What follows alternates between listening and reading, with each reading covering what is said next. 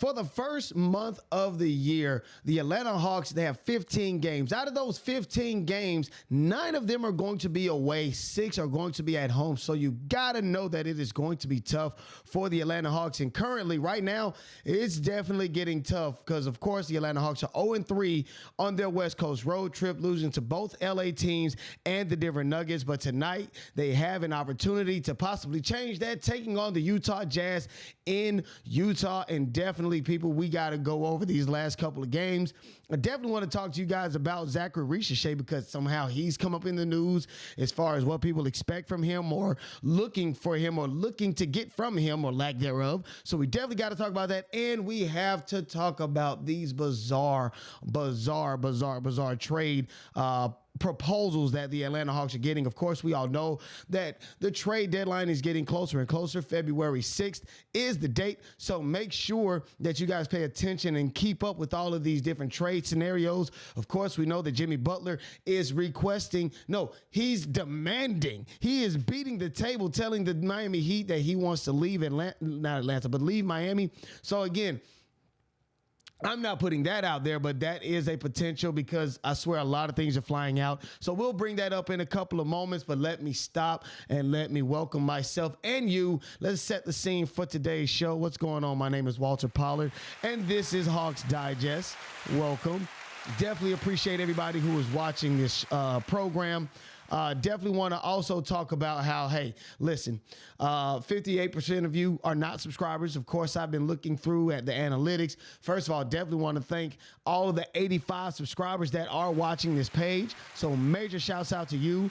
Appreciate all the comments and things that you guys are doing on the comment section. So definitely I appreciate all of these things. And I always want to highlight you guys, man. Listen, the 41% of you that aren't subscribers, I would definitely love to convert you over to the the 58% of you that aren't subscribers, definitely want to convert you over and get you to come to this space because I'm telling you, we're all welcoming everybody here. All walks of life are welcome. Just one condition. You got to be a Hawks fan. Can't be disguised as a Hawks fan or nothing. You got to be a Hawks fan to come kick it with me. So that is my only requirement. That's my only requirement of everybody involved. Now, let's go ahead and get down to the nitty gritty because, listen, this West Coast road trip has been, I don't want to say embarrassing. I don't want to say embarrassing because the Atlanta Hawks have done, I don't want to say done their job, but they've been playing basketball. They've been doing what they can do to win these games. One of the teams they played, of course, they've already played once before, and Nikola Jokic, he's a complete unit. The game they played against the Denver Nuggets last week, Nikola Jokic, hit his 144th triple-double, so that's impressive. Hit him with a 23, 17, and 5, 23 points, 17 rebounds, and 15 assists. Also, Jamal Murray helped out. Russell Westbrook helped out with double-digit points coming off the bench and 11 assists. The team in total had 44 assists, which is 10 more than the Atlanta Hawks had in that game, and then not to boot a 34-19 run in the third quarter. So you can see how the Denver Nuggets definitely won that game. It wasn't that the Atlanta Hawks could not do it, but they just weren't good enough for that team. Denver is on a tirade right now, and they definitely want to try to make amends for last year's debacle in the playoffs. So, yeah, we had that. Then you turn over and go and take on the LA Lakers, whom we beat once before at home. And you would think that the Atlanta Hawks are going into this game confident, ready to do what they do. And yes, the Atlanta Hawks were not up, but they were definitely close in this game. They did not make the game easy for the LA Lakers, but the Hawks played well on defense, but again, 2 for 21 behind the arc. That is not helping the Hawks at all. If we play defense, we definitely want to make sure that we're turning those into points. Playing defense is great. We definitely love playing defense, especially in this league where offense reigns supreme, but we definitely would love to score some points on top of that. Now, switching over to the LA Clippers, the Atlanta Hawks, of course, they're on their road trip, third game. Zubac, I mean, just did an incredible job, just like Nikola Jokic. He was, I think he was recording, 18 points and 18 rebounds. So, of course, he was doing a good job on the inside, something that we weren't able to take care of that night. Then on top of that, no Jalen Johnson, no Bogdan Bogdanović for this game. And, when certain players and certain superstars are not available, you definitely have to dig deep into your reserves. And sometimes that just doesn't bode well for you on the defensive end. Offensively, they probably make some points. But defensively, you don't get to see these superstars every single night. So, yeah. And then, of course, coming into tonight, they take on not Houston, but they take on the Jazz in Utah. So, of course, going through the injury report, Jalen Johnson, of course, is not in the game. He's going to be out today. Larry Nance will also be out. So that's two guys that we definitely need. Jalen Johnson, of course, because he sets a different tone for the team. And then Larry Nance just being a big body that can affect on the inside, but also knock down a three-point as well. Definitely going to be needing and missing those guys. Trae Young and Bogdan Bogdanović, they are both a game-time decision. We know Bogey has been on the injury train for a while, unfortunately, this season. But, yeah. And listen, the team is 9-25, okay? They are 9-25 with the Utah Jazz. We just expect for you guys to handle business. Please handle business. It would make sense for the Atlanta Hawks to go in and handle business. Of course, we don't want to see anybody out, but we would definitely love to see the Atlanta Hawks get a win. And possibly that can change some things, because right after you take on the Jazz, they're going to conclude their West Coast road trip versus the Phoenix Suns, who also took a loss to the They took a loss to the Philadelphia 76ers last night. So you can kind of see how the scene is setting itself. The Suns definitely would like to try to get some home cooking going and possibly get a win against the Hawks. So the Hawks can definitely take advantage of the Suns, be that they have, I want to say they set, it wasn't Bradley Beal, but I want to say it was Booker that they sat down, and he's going to be coming off of the bench. So again, the Atlanta Hawks can take full advantage of this, and we would love to see them get a win tonight versus the Jazz, and possibly a win versus the I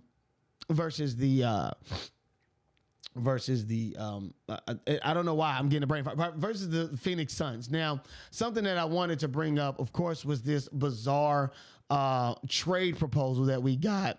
And this is coming from Soaring Down South that I was watching. I read normally. And before we get into that, we definitely want to talk about my man, Zaccharie Risacher, mainly because he has, I don't want to say he's been going through it, but in a rookie season, you could understand how he's definitely had a lot thrown at him. Okay, coming into the season, the Hawks definitely had a lot of injuries that, they just couldn't account for. And a lot of those guys, unfortunately, were in his position. DeAndre Hunter was out for a surmountable amount of time. And then Bogdan Bogdanović was out as well. So, of course, he had to start. And he's been doing a good job thus far. Defensively, he's been doing a great job affecting the ball and things of that such. His on and off the ball and off the ball percentage is definitely up. So again, he's been doing an awesome job. Transition, he's been able to find spaces, been able to be open, get to the basket, drive to the basket. So Risacher has been doing a good job. But of course, unfortunately, fans and writers are wondering, when will we see a jump from Zaccharie Risacher? So I want to pull up his stats, okay? The guy has 10 points per game, 3 rebounds per game, 1 assist, 1.3 assists per game. And there's about, a half of a block, about another 0.8 of a steal, and 1 turnover, 2 fouls per game. Now, the thing that I wanted to point out, of course, was his three-point percentage. He's 2.279 from the three. So that, of course, is not good. The Atlanta Hawks would love, 27% from the three-point line. Again, regarding Risacher, the only flaw that myself, along with a lot of other people, would like to see is that he could improve his shooting. He's been getting his touches. He's been getting his opportunities to knock them down, but they just haven't been going down. And we need for that, you need for that to happen for Zaccharie Risacher, because I think if that falls that starts to fall, or if that starts to happen, the sky's the limit for this team. And I do feel personally, this is me speaking, I do feel as though Zaccharie Risacher can, let me get all of this stuff up. Yeah, I feel as though Zaccharie Risacher can and will make a late season push, okay, that could hopefully help the Hawks in the playoffs, or if they find themselves in a play-in situation, depending upon the matchup. I do feel as though Zaccharie Risacher will be the X factor, or an X factor for the Hawks going forward. So with that being said, his name has been brought up in regards to trades. I don't know why this person would even hint to the idea of the Hawks trading away their number 1 draft pick from last season. But I wanted to bring this up because it's interesting, okay? I've brought up how they said that Tyler Hero will possibly come to the Atlanta Hawks depending upon the trade package or the trade ability that the Atlanta Hawks possess. We've heard that different players like Lou Dort, we've heard of other role players from other teams like the Nets and things of that such. But this one I feel as though takes the cake, because deep down just a little bit, kind of want it to happen.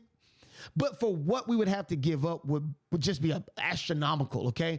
Anthony Edwards. Yes, Anthony Edwards. I was reading through this article, and it was basically just saying that the Atlanta Hawks need to position themselves to possibly get someone like an Anthony Edwards. But the only unfortunate part about this is that, for one, it's a speculation, and for two, neither the Hawks nor the Timberwolves have even given off an inkling of this possibly even happening. So again, this was just what I'm reading. I just wanted to report it to you. And if you feel as though that there is a possibility, or that they might not be far off with this, you let me know, okay? Let me know in the comments, and we'll see how that goes. But now, I looked through what the Atlanta Hawks would have to give. I'll read this excerpt for you really quickly. Ideally, the Hawks would have to offload Bogdan Bogdanović and Clint Capela, and whatever draft capital it takes to secure Anthony Edwards. I'm going to read off to you what the trade package will possibly look like, okay? Anthony Edwards would be heading to Atlanta, and in exchange, the Timberwolves would get Bogdan Bogdanović, Cody Zeller, which unfortunately the Hawks have never seen, Kobe Buffkin, and Zaccharie Risacher. Along with that, the Hawks would also move off their 2025 first-round pick, which the LA Lakers own. And unfortunately, if the LA Lakers win a certain percentage of games, they can't give that away. And then a 2025 protected first-round pick that is a protected pick by the Sacramento Kings. The Hawks might not be able to move that off. And then there's another pick via the Milwaukee Bucks or the New Orleans Pelicans.